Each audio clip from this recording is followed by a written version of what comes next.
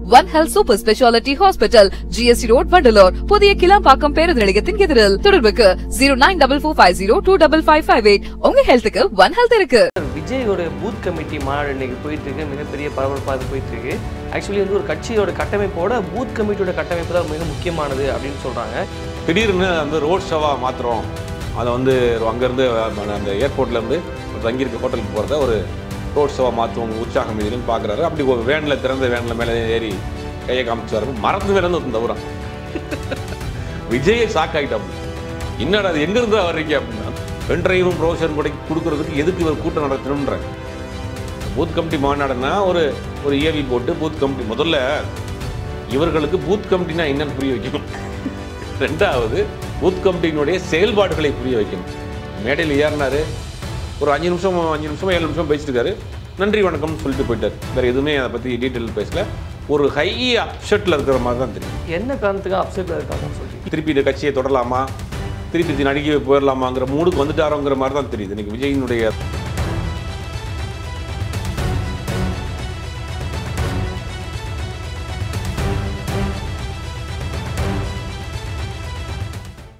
Agayam Tamil has the highest viewership in India, USA, UK, Dubai, UAE, Saudi, Malaysia, Singapore, Norway, Sweden, Switzerland and Denmark. Join us and take your business to the world. ஆகாயம் தமிழ் நண்பர்களுக்கு அன்பு வணக்கம். நம்முடன் மூத்த பத்திரிகையாளர் திரு சுபைர் அவர்கள் இணைந்திருக்கிறார். வணக்கம் சார். வணக்கம் சார். விஜயோட பூத் கமிட்டி மாநாடு இன்னைக்கு போயிட்டு இருக்கு. மிகப்பெரிய பரபரப்பாக போயிட்டு இருக்கு. ஆக்சுவலி வந்து ஒரு கட்சியோட கட்டமைப்போட பூத் கமிட்டியோட கட்டமைப்பு தான் மிக முக்கியமானது அப்படின்னு சொல்றாங்க. இப்போ விஜயோட பூத் கமிட்டி கட்டமைப்பு இப்போ சரியா இருக்கா? இல்லை சரியாக இருக்கா இல்லையா அப்படிங்கிறது காலையிலிருந்து நடந்த சம்பவத்தை இப்படி முழுவதுமாக பார்த்தா தெரியும்.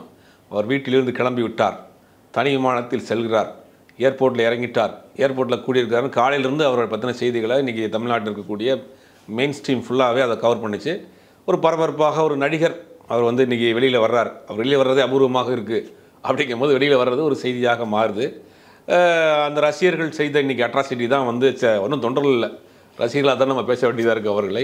இன்றைக்கி ரசிகர் மாதிரி தான் நடந்துட்டாங்க. அப்போ கோயம்புத்தூர் ஏர்போர்ட்லேயே ஜெகஜோதியாக திறந்து நின்று உள்ளே வெளியில் வர முடியாமல் அளவுக்கு பெரிய நெருக்கடியெல்லாம் கொடுத்தாங்க. அதுக்கு பிறகு ஒரு திடீர்னு வந்து ரோட் ஷோவாக மாற்றுறோம், அதை வந்து அங்கேருந்து அந்த ஏர்போர்ட்லேருந்து ஒரு தங்கியிருக்க ஹோட்டலுக்கு போகிறத ஒரு ரோட் ஷோவாக மாற்றுவோம் உற்சாகம் இதுன்னு பார்க்குறாரு. அப்படி ஒரு வேனில் திறந்த வேனில் மேலே ஏறி கையை காமிச்சு வரப்போ மறந்து வேறு வந்து தவிரம் விஜயை ஷாக் ஆகிட்டாப்புல. என்னடா அது எங்கேருந்து வர்றீங்க அப்படின்னு அந்த மாதிரி மரத்து மேலேருந்து தவி வந்தோடனே விஜய் நேரடியாக பார்த்துட்டு அப்புறம் அந்த தான் பிடிச்சி இறக்கி விட்றாங்க. இந்த மாதிரி தான் அவர்களுக்கு அந்த அரசியல் அனுபவம், அரசியல் பக்குவம், அரசியல் புரிதல்லாம் ஒன்றும் இல்லை. விஜயை இன்னும் வந்து ஒரு திரைப்பட நடிகராக தன்னுடைய திரையில் பார்த்து கொண்டாடிய அந்த தலைவராக தான் பார்க்குறாங்களே ஒன்றும் அரசியல் கட்சியினுடைய தலைவராக அவர்கள் ஒன்றும் பக்குவப்படலை. அவர்களை சொல்லி குத்தம் கிடையாது. இன்றைக்கி திரண்ட கூட்டம் எல்லாமே விஜயினுடைய ரசிகர்கள் தான்.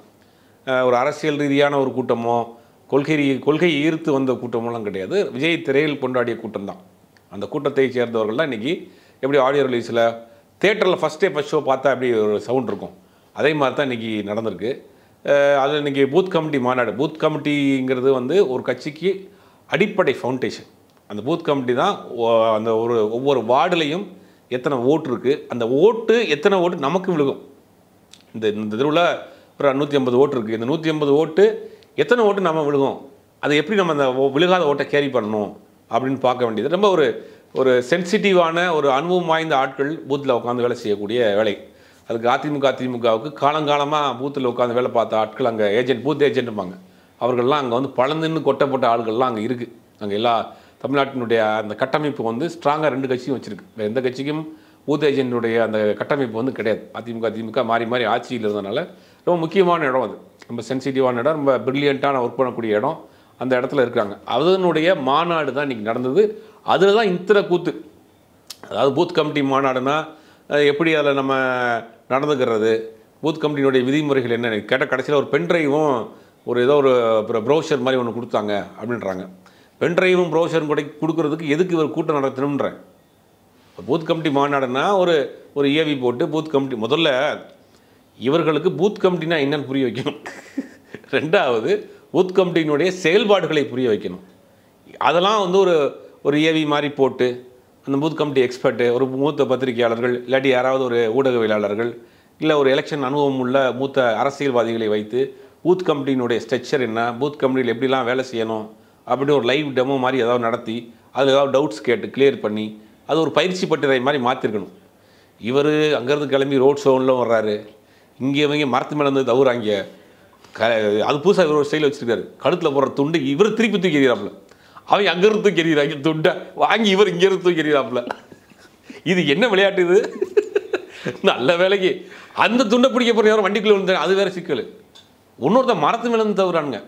அப்போ அவங்கள சொல்லி குத்தம் கிடையாது, அந்த அந்த வயதுக்கு உண்டான அனுபவம் அப்படி தான் இருக்கும். நம்மளும் அந்த வயசு அப்படி தான் இருந்திருப்போம். அவர்களை வைத்து நீங்கள் பூத் ஏஜென்ட்டோடைய ஒரு கமிட்டி ஒரு மாநாடு நடத்துகிறீங்க அப்படின்னா அது என்ன நடத்தணுங்க, என்ன நீங்கள் எக்ஸ்பிளைன் பண்ணணும், அது எப்படி நீங்கள் வந்து பக்குவப்படுத்தணும். அதை விட்டுட்டு இது இத்தனை கலப்புறங்கள் நடுவு போய் ஏதோ ஹோட்டலில் தங்கிட்டார். தங்கினவனே மத்தியானம் அங்கே கொஞ்சம் நேரம் சாப்பிட்டு ரெஸ்ட் எடுத்துகிட்டு சாயங்காலம் போல் வந்தார். ஒரு பெரிய ஸ்பீச் கொடுக்க போகிறாரு. பூத் கமிட்டியினுடைய அந்த இன்னும் நோட்டு விஜய் பிச்சு உதற போகிறாரு இன்றைக்கின்னு பார்த்தா மேடையில் ஏறினார். நம்ம வந்து புதுசாக அரசியல் படம் வந்திருக்கிறோம், அவன் யாருக்கும் இது கிடையாது, நன்றி வணக்கம் அப்படின்னு முடிச்சுட்டாப்புல. எனக்கு பார்த்தா விஜய் வந்து ஒரு மிகப்பெரிய ஒரு அப்செட்டில் ஒரு மேக்ஸிமம் ஒரு 10 நிமிஷம் கூட அவர் பேசலை. பூத் கமிட்டியினுடைய டீட்டெயிலும் பேசலை, தமிழ்நாட்டில் என்ன செய்ய போகிறோங்கிறது பேசலை, அரசியலுடைய டீட்டெயிலும் பேசலை, எந்த கட்சியும் எதிர்த்து பேசலை, எதுவுமே பேசலை, கூட்டணியை பற்றி பேசலை, எதுவுமே பேசலை. சரி அதெல்லாம் கூட பேச வேண்டாம், இந்த பூத் கமிட்டி மாநாடுனா பூத் கமிட்டியினுடைய செயல்பாடுகளை பற்றி அது பேசியிருப்பாருன்னு பார்த்தா அதுவும் கிடையாது. ஒரு 5 நிமிஷம் 7 நிமிஷம் பேசியிருக்காரு, நன்றி வணக்கம்னு சொல்லிட்டு போயிட்டார். வேறு எதுவுமே அதை பற்றி டீட்டெயில் பேசலை. ஒரு ஹை அப்செட்டில் இருக்கிற மாதிரி தான் தெரியுது. என்ன காரணத்துக்கு அப்செட்டில் இருக்காங்கன்னு சொல்கிறீங்க? இல்லை, இன்றைக்கி காலையில் நடந்த கூத்துக்கள் இந்த தம்பி தங்கையில் வச்சு எப்படி ஓட்டு கேட்டு போகிறது? அவன் வந்து விஜயை பார்க்கறதே தான் குறியாக இருக்கிறார்கள் ஒழிய விஜய் பக்கத்துலேருந்து எப்படியாவது ரீல்ஸ் எடுத்து இன்றைக்கி போட்டுறணும் அப்படிங்கிற ஒரே குறிக்கோளோட தான் நீங்கள் ஃபோட்டோ எடுத்துடணும், ரீல்ஸ் எடுத்துடணும் அப்படின்னு தான் ஒரே குறிக்கோளோடு இருக்கிறாங்க. முதல்ல இவர்களை பக்குவப்படுத்தணும்ல. இவர்களுக்கு முதல்ல பயிற்சி கொடுக்கணும், அரசியலை எப்படி பார்க்கணும், அரசியல் பயிற்சி கொடுக்கணும். அரசியல் பயிற்சி கொடுக்குறோன்னு போய் கேஸ் ராதாகிருஷ்ணன் மாதிரியான மூத்த திமுக நிர்வாகி இப்போ பல கட்சியில் இருந்தார், திருப்பி அங்கே போய் சேர்ந்தார் இவர்களுக்கு பயிற்சி கொடுக்குறது. விட்டால் போதுன்னு ஓடி வர்றாப்புல. பத்திரிகையாளராக கூட ஐயநாதன் போனார், அங்கே அவருங்களை விட்டால் ஓடி வந்துடுறாரு. அப்போ இவர்களை பக்குவப்படுத்துறதுக்கு இவர்களை வந்து கண்ட்ரோல் பண்ணுறதுக்கு ஒன்றும் முடியல. அதெல்லாம் செஞ்சுட்டு தான் வந்து பூத் கமிட்டி அடுத்த கட்டமாக ஃபைனலாக தான் பூத் கமிட்டி மாநாடுங்கிறதெல்லாம். இப்போ விஜயாவது இதை பற்றி பேசுவார், பூத் கமிட்டினா என்ன, பூத் கமிட்டி எப்படி செயல்பாடுகள் எப்படின்னு விஜயாவது பேசுவார்னு பார்த்தா விஜயும் அதை பெருசாக நடத்தலை.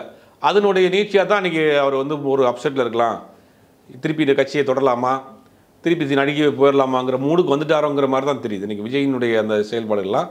ஏன்னா இவர்களை வைத்து கொண்டு மட்டும் இன்னும் 10 மாதத்தில் ஆட்சியை பிடிச்சிட முடியுமா அப்படிங்கிறது நமக்கே தெரியுது, பார்க்குற எல்லாருக்கும் தெரியுது. அவருக்கும் டவுட் வந்திருக்குமா இல்லையா? இந்த கூட்டத்தை வைத்து கூட்டம் சேர்க்கறது தான் சார் கஷ்டம். அவர் இயல்பாகவே கூட்டம் சேர்றதுக்கு அதுவே பெரிய பலம் தானே சார். கூட்டம்லாம் ஓட்டாக மாறுமா? எல்லாருக்கும் தான் கூட்டம் சேரும். இன்றைக்கி தமிழ்நாட்டில் ஒரு சாதாரண நடிகர் போனால் கூட கூட்டம் சேரதான் செய்யும். நயன்தாரா நகைக்கடை திறப்புலாக்கு போனால் அங்கே லட்சக்கணக்கான, கன்சிகா மோத்துவானி நகைக்கடை திறக்க போனால் அங்கே லட்சக்கணக்கான பேர் சேருவாங்க. அதெல்லாம் ஓட்டை விழுகுமா? ஓட்டை மாற்ற முடியுமா?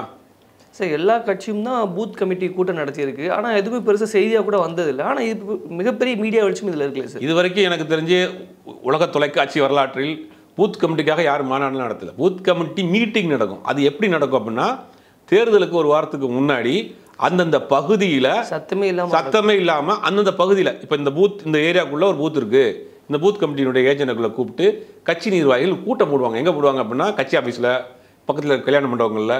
ஏப்பா இந்த வார்டில் எத்தனைப்பா ஓட்டுருக்கு, இது யார் பார்க்குறா, இது எங்கே பார்க்குறா, யார் உட்கார்றா, யார் சாப்பாடு கொண்டு வரா, யார் வந்து ஷிஃப்ட் மாற்றி விடுறாங்க, ஃபுல்லாக நீ உட்காந்துக்கிறியா அப்படிங்கிறத பேசுகிறதுக்கு ஒரு பூத் கமிட்டி மீட்டிங் நடக்கும். மாநாடுலாம் நடக்காது. சரி, அப்படியே மாநாடு நடத்தி இதை பற்றி மாநாட்டில் ஏதாவது டீட்டெயில்டாக பேசியிருக்கிறாங்க அப்படின்னு பார்த்தா அதுவும் கிடையாது. அப்போ ஒட்டுமொத்தமாக பார்க்குறப்ப ஒரு குழப்பமான மனநிலையில் தான் விஜய் இருக்கிறார் சார். அதே போல் பூத் கமிட்டிக்கு வந்து வெறும் 10,000 பேர் தான் இப்போ வரைக்கும் தெரிவு செய்திருக்காங்க அப்படின்னு சொல்கிறதே வந்து இன்னும் செயல்படுத்த டைம் இல்லை. 7,500 பேர் தான் அந்த கொங்கு பகுதிகளுக்கு, மொத்தத்துக்கு 7,500 பேர் தான். அதுலேயுமே நிறையா ஃபுல் பண்ண முடியாமல் 16-17 வயசில் +1 +2 படிக்கிற பசங்களை பூத் கமிட்டி ஏஜென்ட்னு கொண்டு வந்திருக்காங்க. காலையில் வீடியோலாம் பார்த்தோம் நிறையா. பூத் கமிட்டிக்கு வந்து வயசு கம்மியாக அந்த வரக்கூடாது, ஓட்டு போடணும்ல. அவன் ஓட்டே இல்லாதவன் கொண்டு பூத் கமிட்டி எப்படி உட்கார வைப்பீங்க? 15 வயசு பூரா ஸ்கூல் லீவ் விட்டுருக்காங்க, பூரா அந்த பசங்களை பூரா பூத் கமிட்டி ஏஜென்ட். அவனுக்கு என்னன்னு தெரியல, தளபதியை பார்த்தா பரவாயில்ல, ஃபோட்டோ எடுத்தால் பரவாயில்ல, ரீல்ஸ் போட்டால் பரவாயில்லன்னு அவன் பூத் கமிட்டி ஏஜென்ட்டு வந்துட்டான். அவனுக்கு கூட பூத் கமிட்டி ஏஜென்ட்னா என்னன்னு கேட்டால் அவன் என்ன சொல்லுவான், அதெல்லாம் தெரியாது, தளபதியை பார்க்க வந்துட்டு இருப்பான். அந்த மாதிரி கிட்டத்தட்ட 100க்கு மேற்பட்ட ஆட்களை, இந்த 15-16 வயசு பசங்களை பூத் கமிட்டி ஏஜென்ட்னு சொல்லி ஆட்களை திரட்ட முடியாமல் கொண்டு வந்து உட்கார வச்சுருக்காங்க. அதெல்லாம் கூட இன்றைக்கி காலிலேருந்து எல்லா சேனல்களையும் அவங்கள மாதிரி போட்டாங்க. கூட்டு ரொம்ப அதிகமாக வந்ததுனால பல பேரை வெளியேற்றினாங்க அப்படின்னு சொல்கிறாங்களே சார். இல்லை, கியூஆர் கோடு போட்டு தான் உள்ளே அனுப்பிச்சாங்க. அந்த கியூஆர் கோட்லேயே நிறையா டூப்ளிகேட் வந்துச்சு அப்படிங்கிறாங்க. நிறையா ஒரு குழப்பம் நடந்திருக்கு. எல்லா கட்சியும் தான் கூட்டம் நடத்துகிறாங்க, எல்லா கட்சியும் தான் மாநாடு நடத்துகிறாங்க. கடைசியாக கட்சி ஆரம்பிச்சது வந்து கமலஹாசன் ஆரம்பித்தார். அவர்கிட்ட இந்த மாதிரியான ஒரு பரபரப்பு இல்லையே. அப்போ ஒரு கட்சி ஆரம்பிக்கிறதுக்கு முன்னாடி அரசியல் கட்சிக்கு தேவையான ஒரு கட்டமைப்பு உருவாக்கணும். இப்போ விஜயகாந்த் கட்சி ஆரம்பித்தார், கட்சிக்கு அவைத்தலைவராக பண்டோட்டி ராமச்சந்திரன் இருந்தார். பண்டோட்டி ராமச்சந்திரன் நீண்ட அரசியல் அனுபவம் உள்ளவர், எம்ஜிஆருடைய அமைச்சராக இருந்தவர். பாட்டாளி மக்கள் கட்சி ஆரம்பித்தோடனே முதல் சட்டமன்ற உறுப்பினராக இருந்தவர். அவரை வந்து முதல்ல ஜெயித்தவனே அவருடைய சின்னம் யானை சின்னம்.